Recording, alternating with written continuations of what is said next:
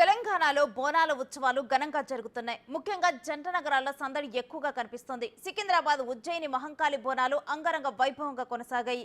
అమ్మవారిని దర్శించుకోవటానికి రాష్ట్ర నలుమూలల నుంచి భక్తులు తరలి రావడంతో భాగ్యనగరంలో బోనాల సందడి నెలకొంది. బోనాలకు సంబంధించి మరింత సమాచారం మా ప్రతినిధి సుజాత అందిస్తారు.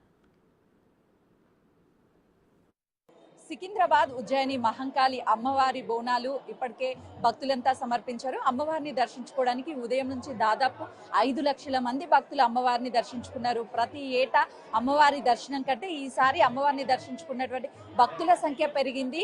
ప్రతి ఏటా కూడా అమ్మవారి దర్శనానికి వెళ్ళేటువంటి సమయంలో గంటల తరబడి క్యూ లైన్ లో నిల్చున్నటువంటి పరిస్థితి ఉంది. కానీ ఈసారి ఎవరైతే అమ్మవారిని దర్శించుకోవడానికి వచ్చారో ఒక్కొక్క భక్తులు 2 సార్లు దర్శించుకున్న వాళ్ళ సంఖ్య కూడా ఎక్కువగా ఉందనే చెప్పుకోవాలి. ఇక్కడ అటు జీహెచ్ఎంసీ అధికారులు కావచ్చు, తెలంగాణ రాష్ట్ర ప్రభుత్వము అన్ని ఏర్పాట్లు చేశారు.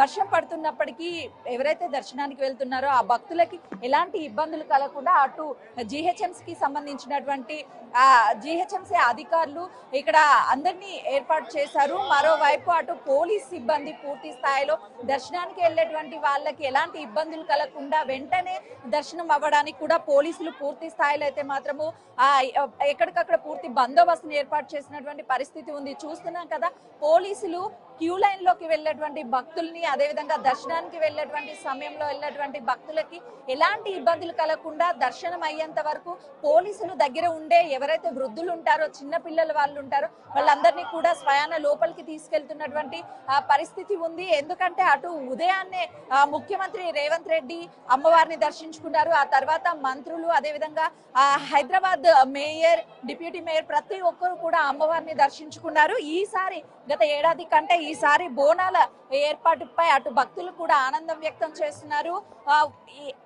ఈ రోజుకైతే మాత్రము అమ్మవారికి బోనం సమర్పించడము కార్యక్రమం ముగిసింది. రేపు ఆ అమ్మవారికి సంబంధించినటువంటి మిగతా కార్యక్రమాలు, ఎందుకంటే అత్యంత అందరూ ఎదురు చూసేటువంటి అమ్మవారి వాక్ ఏదైతే ఉంటుందో ఆ వాక్ కోసం అందరూ కూడా ఎదురు చూస్తూ ఉంటారు. అమ్మవారు ఈసారి ఏం చెప్పబోతున్నారు తెలంగాణ రాష్ట్రం గురించి, గత ఏడాది అమ్మవారు చెప్పినటువంటి ప్రధాన ఘట్టం అంటే బోనాలు సమర్పించిన తర్వాత అమ్మవారు ఆవహించడం, అమ్మవారు చెప్తారు, వచ్చి రంగం చెప్తారు. ఆ రంగం కోసం యావత్ తెలంగాణ రాష్ట్ర ప్రజలతో పాటు ప్రతి రాష్ట్రంలోనూ ఈ తెలంగాణ రాష్ట్రంలో జరిగేటువంటి భవిష్యవాణి ఏదైతే అమ్మవారు చెప్తారో ఆ భవిష్యవాణి కోసం ఎదురు చూస్తూ ఉంటారు భక్తులు.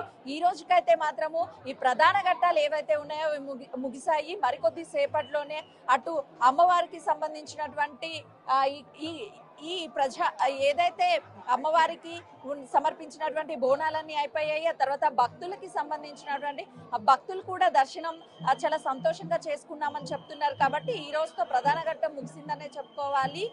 రేపు భవిష్యవాణి ఏదైతే ఉంటుందో ఆ భవిష్యవాణి కోసం మాత్రము భక్తులు ఎంతో ఆసక్తిగా ఎదురు చూస్తున్నటువంటి పరిస్థితి ఉంది. కెమెరామెన్ కృష్ణతో సుజాత, సికింద్రాబాద్.